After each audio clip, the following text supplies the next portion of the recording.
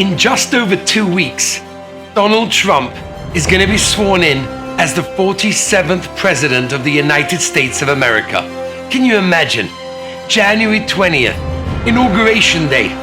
Donald Trump is being sworn in, and there's thousands of people watching, millions around the world, seeing this moment happen.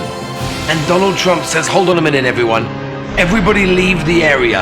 I have something to say to my family members. That is exactly what happens in this week's parasha. Yosef HaTzadik can't take it anymore. As the Pasuk tells us in the beginning of Perek Memhei, V'lo yochol Yosef lis'apek l'chol hanitzovim olav, vayikro itzi kol ish me'olai. Remove everyone from here. I want to be alone when I reveal myself to my brothers. The Medrash Tanchum on this Pasuk says, Sakona Gedola. It was a huge danger for Yosef HaTzadik to remove everyone, all the security, all the government, the police that were there. There was no one to guard him. What if they would have killed him?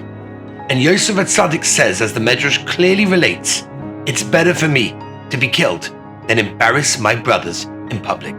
Which, by the way, also explains why Yaakov Avinu, Yosef's father, was in Mitzrayim for 17 years, and not once did his son Yosef come to visit him. Why? Because Yosef HaTzadik knew that if he'd visit his father, he may be alone for a few moments. And in those few moments, his father may say, tell me, my dear son, how did you get down here? How did you end up in Mitzrayim? And he'd have to reveal what happened, which would embarrass his brothers.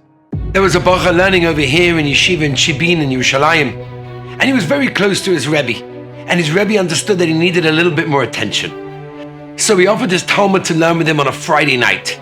He said, come at 8:30. We'll sit and we'll learn for an hour. This boy was overjoyed. He gets to spend an hour of quality time with his Rebbe. He looked forward to that learning time the entire week. 1 week, the boy was eating out. The meal went a bit long. He looked at his watch. It's 9:30 at night. I must go to my Rebbe. I can't miss it. It's late. He realized his Rebbe was up very, very late. It's okay. He ran to the house. And he ran as fast as he could. It was raining. He got to the house and he did something without thinking. He rang the doorbell. He was shocked. It's Shabbos. How can I do such a thing? I'm so embarrassed. Maybe I'll run away. They won't know it's me.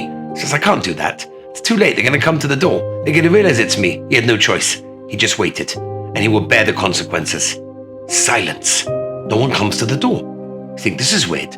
He starts knocking on the door. Quiet. It's 9:35 at night on a Friday night. His Rebbe was up for hours. It doesn't make sense. He knocked and knocked and knocked.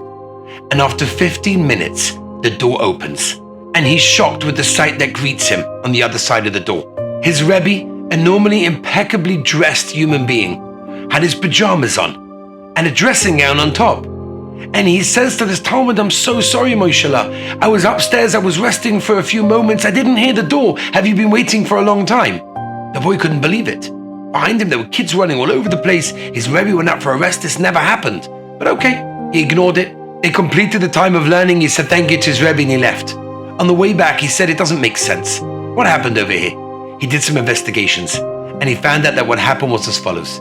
His Rebbe, upon hearing the doorbell ring, understood what happened. And right before his child was about to open the door, he said, no, don't open the door. We're going to embarrass the boy tremendously. Wait.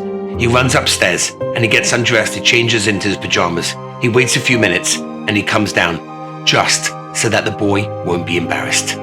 This week's parasha teaches us the lengths that Yosef HaTzadik went to not to embarrass his brothers. And that's the message of our parasha. How careful, how sensitive we have to be to make sure that no one is ever embarrassed. Have an amazing Shabbos. To listen to more by Rabbi Avi Wiesenfeld, visit